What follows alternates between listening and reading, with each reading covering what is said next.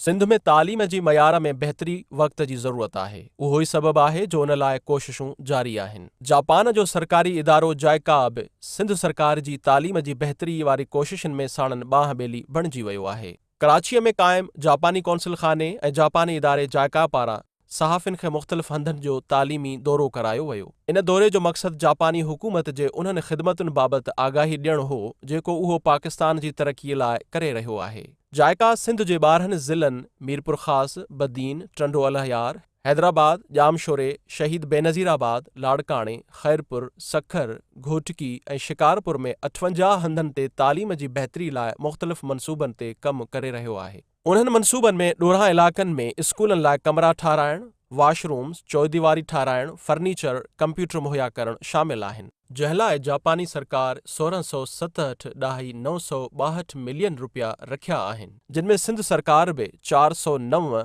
ॾाही 17 million शामिल कया आहिनि। जापान ऐं सिंध सरकार में अहिड़ी भाईवारीअ जो मक़सदु तालीमी इदारनि खे अपग्रेड करणु ऐं मयारी बणाइणु आहे त जीअं ॾुरांहनि इलाइक़नि जा ॿार बि जदीद घुर्जुनि जी मूजिबि तालीम पिराए अॻिते वधी सघनि। जापानी कौंसिल ख़ाने ऐं जाइका पारां सहाफ़िन जे ग्रुप खे कराचीअ जे ॻोठ वलीदाद जोखियो जो दौरो करायो वियो, जिते 1.8 अरब जापानिन जी लाॻत सां स्कूल अॾियो वियो। दौरे दौरान सहाफ़िन खे ब्रीफिंग ॾींदे ॿुधायो वियो त प्रोग्राम्स फ़ेज़ 1 तहत 29 स्कूल ऐं फ़ेज़ 2 तहत 125 स्कूल अॾिया विया आहिनि। स्कूलनि जे इंतिज़ामिया जापानी सरकार ऐं जाइका जी कोशिशुनि जी वाखाण कई।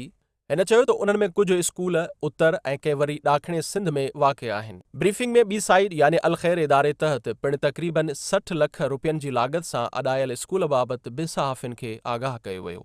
स्कूलनि जी इंतिज़ामिया जापानी सरकार ऐं जाइका जी कोशिशुनि जी वाखाण कई। स्कूल टीचर्स जाइका जी कोशिशुनि जी वाखाण त कई, पर सिंध जे तालीम खाते जे कामोरनि जी ग़ैर संजीदगीअ खे बि वाइखो करण खां न रही सघिया। जेतोणीकि सिंध सरकार हलंदड़ माली साल 2017-18 जी बजेट में तालीम लाइ बाक़ी शोबनि खां वधीक रक़म रखी आहे ऐं जापान समेति मुख़्तलिफ़ मुल्कनि सां स्कूलनि खे अपग्रेड करण जा मुआहिदा पिणु कया आहिनि, पर उन्हनि मुआहिदनि ते उन रूह मूजिबि अमल न करणु ऐं तालीम जी तरक़ीअ खे बरक़रार न रखण सबबि जिते समूरो ख़र्च ज़ाया थी वञे थो, उते तालीम में सुधारो या तालीम जे मयार में बहितरी अञा ताईं ख़्वाब बणियल आहे। ज़रूरत इन ॻाल्हि जी आहे त फ़र्दनि ऐं इदारनि खे तालीम जी बहितरी लाइ काग़ज़ी कारवायुनि खां अॻिते निकिरी अमली तौर कोशिशूं करणु घुरिजनि त जीअं शहरनि सां गॾु ॿहिराड़ीअ जा ॿार बि जदीद तालीम पिराए मंज़िल माणे सघनि। गवर्नमेंट ऑफ जापान ऐं गवर्नमेंट ऑफ पाकिस्तान जे हवाले सां अॼु जेको ॾींहुं गुज़ारियल हुयो, जंहिंमें तमामु घणी इन्वेस्टमेंट कई वई आहे त तालीम जे शोबे में ऐं टेक्निकल शोबनि जे अंदरि